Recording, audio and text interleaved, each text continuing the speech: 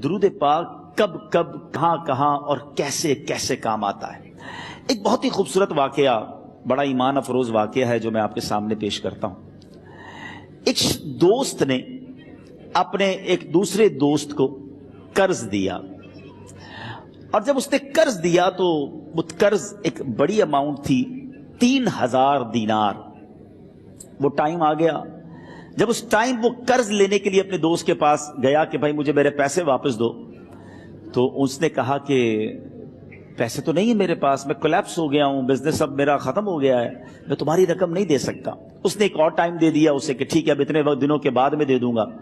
وہ ٹائم بھی گزر گیا، اور جب وہ ٹائم بھی گزر گیا تو اس کے بعد اس دوست نے کہا کہ اب تو پیسے دے دو بھائی، میرا ٹائم پورا ہو گیا ہے۔ پھر نہ دے سکا ٹائم۔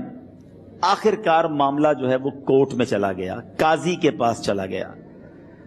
اب قاضی نے جس کو پیسے دینے تھے اس کو بلایا اور کہا کہ بھائی آپ کو اس کے پیسے دینے ہیں؟ کہتا ہے ہاں پیسے تو دینے ہیں۔ تو کہا پھر دیتے کیوں نہیں ہو؟ کہا پیسے ہیں ہی نہیں، کاروبار ہی ختم ہو گیا ہے، قرضہ تو لیا تھا، اب میرے پاس بچا ہی کچھ نہیں ہے۔ تو کہا اچھا اب یہ بتاؤ کہ کب دو گے، کیسے دو گے؟ اس نے کہا بس میرے پاس پیسے ہی نہیں ہے۔ تو کہا اب تمہارے پاس 30 دن کا ٹائم ہے، 30 ڈیز میں یا تو اس کے پیسے لوٹا دو یا 30 دن کے بعد تمہیں قید کر دیا جائے گا۔ یہ شخص اب گھر آیا، پیسے تو تھے نہیں، مگر شاید علماء نے لکھا کتابوں میں، یہ واقعہ کئی بڑی بڑی کتابوں میں لکھا اور درود پاک کے فضائل کی بڑی بڑی کتابوں میں لکھا، اور اس شخص نے سوچا کہ اس نے ایک حدیث پاک پڑھی بھی تھی کہ جس میں نبی پاک علیہ الصلوۃ والسلام نے فرمایا ہے، جس کا مضمون ہے کہ جو شخص پریشان ہو، مصیبت زدہ ہو، اسے چاہیے کہ مجھ پر کثرت سے درود پاک پڑھے، کیونکہ درود پڑھنا مصیبتوں اور پریشانیوں کو لے جاتا ہے۔ اب اس عاشق رسول نے سوچا اور تو کچھ ہے نہیں، اب میں درود پاک پڑھنا شروع کرتا ہوں۔ صبح سے لے کر شام تک وہ درود پاک پڑھنے لگ گیا۔ 27 دن گزر گئے، only 3 days left، 3 دن باقی تھے قاضی کے پاس جانے میں۔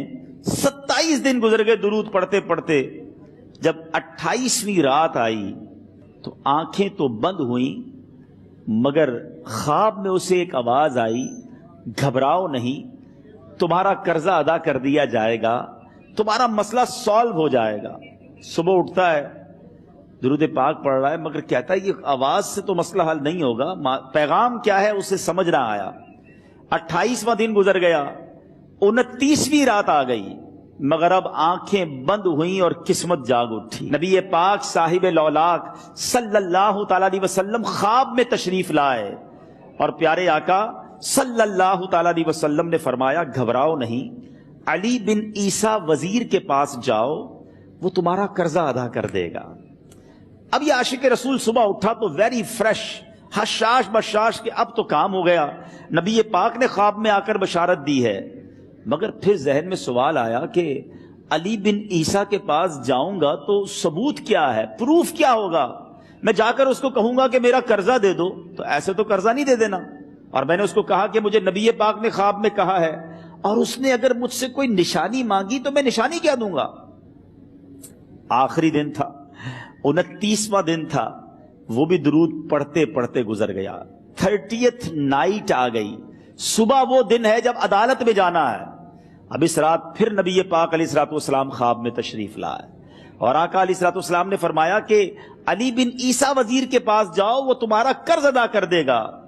کہ حضور چلا تو جاؤں گا، لیکن اگر وزیر نے مجھ سے کوئی نشانی طلب کی تو میں کیا جواب دوں گا؟ پیارے آقا علیہ الصلوۃ والسلام نے کمال کا ارشاد فرمایا کہ علی بن عیسیٰ سے کہنا کہ تم روزانہ فجر کی نماز کے بعد 5000 بار درود پاک پڑھتے ہو، یہ راز فقط تم جانتے ہو اور تمہارا رب جانتا ہے۔ اب یہ جب صبح اٹھا تو ایک نشانی بھی مل چکی تھی۔ عدالت میں جانے سے پہلے وزیر کے دربار میں پہنچ گیا، اسے یہ ڈر تھا کہ آج پیسے نہ لوٹائے تو سزا ہو سکتی ہے۔ جب وزیر کے دربار میں پہنچا تو وزیر اپنے مشیروں کے ساتھ بیٹھا تھا۔ کہا مجھے آپ سے بات کرنی ہے۔ کہا بتاؤ کیا بات کرنی ہے؟ کہا میں ایک پیغام لایا ہوں آپ کے لیے۔ اچھا کس کا پیغام لائے ہو؟ کہا میں نبی پاک جناب محمد مصطفیٰ صلی اللہ تعالی علیہ وسلم کا پیغام لایا ہوں۔ وہ عاشق رسول وزیر تھا، کہتا بتاؤ میرے آقا نے کیا پیغام دیا ہے؟ کہ حضور میں 3000 دینار کا مقروض ہوں، آج آخری دن ہے اور میرے آقا نے مجھے بشارت دی ہے کہ آپ سے کہوں کہ آپ میرا قرض ادا کر دیجئے۔ علی بن عیسیٰ کہتا ہے کوئی ثبوت ہے آپ کے پاس؟ ہے کوئی دلیل بھی ہے آپ کے پاس؟ میں کیسے مان لوں کہ آپ کو نبی پاک علیہ الصلوۃ والسلام نے بھیجا ہے؟ عاشق رسول کہتا ہے خالی ہاتھ نہیں آیا، میرے آقا نے مجھے دلیل بھی عطا فرمائی ہے، مجھے ایک ایویڈنس بھی دیا ہے، اور پروف یہ ہے حضور کہ آپ روزانہ صبح فجر کی نماز کے بعد نبی پاک صلی اللہ تعالی علیہ وسلم کی بارگاہ میں درود و سلام کا نذرانہ پیش کرتے ہیں۔ جب تک 5000 کا عدد پورا نہیں ہوتا آپ اس وقت تک کسی اور سے بات نہیں کرتے۔ اور اے وزیر صاحب، یہ رات صرف آپ کو پتا ہے اور آپ کا رب جانتا ہے۔ اللہ اکبر۔ وہ وزیر تو جس کو کہے نا جھوم اٹھا، ایسا عاشق رسول وزیر تھا جو روزانہ صبح 5000 درود پڑھتا ہو، اس کی تو عید ہو گئی نا۔ وہ کہتا ہے مرحبا یا رسول اللہ، میرے آقا نے میرے درود قبول کر لیے، اس سے بڑھ کر میرے لیے سعادت کیا ہوگی۔ اب یہ وزیر اپنی سیٹ سے اٹھتا ہے، اپنے کمرے میں جاتا ہے، تھوڑی دیر بعد واپس آ کر اس عاشق رسول کے ہاتھ میں 3000 دینار رکھ کر کہتا ہے حضور پہلے 3000 دینار تو نبی پاک کا حکم کی میں ادب سے بجا لاتا ہوں، میرے آقا نے جو حکم فرمایا یہ 3000 دینار آپ کو پیش کرتا ہوں، حضور ایک اور 3000 دینار لیجئے۔ میرے گھر آپ آئے، اتنی اچھی خبر سنائی، آپ نے قدم رنجا فرمایا، یہ 3000 اس کا نذرانہ ہے، اور ایسا کیجئے 3000 اور لیجئے، اس سے اپنے بچوں کے لیے کچھ چھوٹا موٹا کام شروع کیجئے اور ایک وعدہ کر کے جائیے، آج کے بعد زندگی میں آپ کو جب بھی کوئی کام پڑے میں آپ کا بھائی ہوں، مجھے یہ خدمت کا موقع دیجئے گا۔ اللہ اکبر۔ وہ مقروض جو ایک رات پہلے 3000 دینار کا مقروض تھا، ہو سکتا ہے اس کے بیک آف مائنڈ یہ بھی چل رہا ہو کہ اب شاید کل میں نے جیل میں جا کر، عدالت میں جا کر گرفتاری دے کر جیل میں جانا ہے، مگر اب 9000 دینار ہاتھ میں ہیں۔ عاشق رسول جھومتا ہوا نبی پاک کی یاد میں گھومتا ہوا اب عدالت میں پہنچا۔ عدالت میں everybody expecting over there کہ آج اس نے آنا ہے اور آ کر کہنا یہی ہے کہ پیسے تو نہیں ہیں، گرفتار کر لو، مگر جا کر اس عاشق رسول نے 3000 دینار جج صاحب کے ہاتھ میں رکھ دیے۔ قاضی کہتا ہے پہلے تو یہ بتاؤ پیسے آئے کدھر سے؟ تم تو کہتے تھے غریب ہوں، تم تو کہتے تھے کاروبار نہیں ہے، ایک مہینے میں اتنی بڑی رقم کا انتظام کیسے ہو گیا؟ سبحان اللہ۔ اس عاشق رسول نے گویا زبان حال سے یہ کہا ہوگا کہ یہ تو کرم ہے ان کا، ورنہ مجھ میں تو ایسی بات نہیں، اتنا دیا سرکار نے مجھ کو، اتنی میری اوقات نہیں۔ اس نے وہ پورا واقعہ بھری عدالت میں سنا دیا۔ اللہ اکبر۔ میرے پیارے اسلامی بھائیوں، ذرا سوچو پہلے زمانے میں کیسے عاشقان رسول ہوا کرتے تھے۔ وہ جج، وہ قاضی بھی کیسا سرکار علیہ الصلوۃ والسلام کا عاشق تھا۔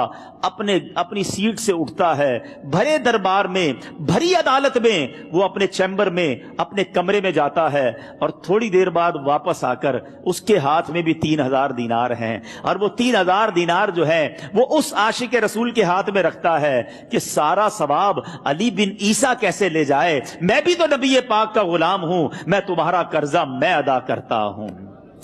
اچھا، اب ایک اور عجیب سینیریو یہ بن گیا کہ جس نے کیس کیا تھا، جس نے دعویٰ کیا تھا، وہ بھی یہ سارا منظر دیکھ رہا تھا۔ کہتا ہے جج صاحب ذرا رکیے، میں بھی اپنے آقا کا امتی ہوں، اور ایک کام کیجئے، قلم کاغذ منگوائیے، اس عاشق رسول کا قرضہ ہی میں معاف کر دیتا ہوں۔ اچھا، اب عاشق رسول نے وہ واپس 3000 دینار جو جج صاحب نے دیے تھے وہ واپس جج صاحب کو دیے کہ حضور یہ پیسے آپ ہی رکھ لیں، قرضہ ہی معاف ہو گیا، اب آپ کے پیسے کا میں نے کیا کرنا ہے؟ جج صاحب کہتے ہیں جو پیسے نبی پاک کے نام پر نکالے ہیں اب مجھے واپس نہیں چاہیے، یہ بھی تم اپنے ساتھ لے جاؤ۔ اللہ اکبر۔ میرے میٹھے اسلامی بھائیوں، وہ عاشق رسول ایک رات پہلے 3000 دینار کا مقروض ہے، اب 12000 دینار لے کر گھر کو واپس جا رہا ہے۔ اس ایک واقعے کے اندر جو ہم سب کے لیے درس ہے، جو ہم سب کے لیے پیغام ہے، شاعر لکھتے ہیں نا، دکھوں نے تم کو جو گھیرا ہو تو درود پڑھو، दुखों ने तुमको जो घेरा हो तो दुरूद पढ़ो, जो हाजिरी की तमन्ना हो तो दुरूद पढ़ो। आज हम बहुत सारी प्रॉब्लम्स में होते हैं। यहां भी हो सकता है मेरा कोई भाई बीमार बैठा हो, कोई कर्जे में डूब गया हो, किसी का कोई बिजनेस प्रॉब्लम चल रहा हो, कोई फैमिली इशू में डिस्टर्ब हो। आप किसी भी प्रॉब्लम में हैं, खुदा की कसम दुरूद पाक ऐसा वजीफा है। लोग बहुत सारे वजाइफ पूछते रहते हैं, बहुत सारे जनाब वजाइफ के बारे में मालूमात करते रहते हैं। सच्ची बात यह है, हर दर्द की दवा है सल्ले अला मुहम्मद। हर दर्द की दवा है सल्ले अला मुहम्मद। तावीज़ हर बला है सल्ले अला मुहम्मद। तो खुदारा अपनी जिंदगी में दुरूद पाक को शामिल कर लीजिए और आप बिलीव करें, जब आपने कसरत से दुरूद पाक पढ़ने शुरू कर दिए, आप अपनी आंखों से देखेंगे आपके प्रॉब्लम दूर हो रहे हैं, आपकी सेहत अच्छी हो रही है, आपके कर्जे उतरने शुरू हो गए हैं, रोजगार में आपके बरकत होना शुरू हो जाएगी, आपके चेहरे पे नूर आना शुरू हो जाएगा, आपकी जबान में असर आना शुरू हो जाएगा। मुझे अपनी और सारी दुनिया के लोगों की इस्लाह की कोशिश करनी है।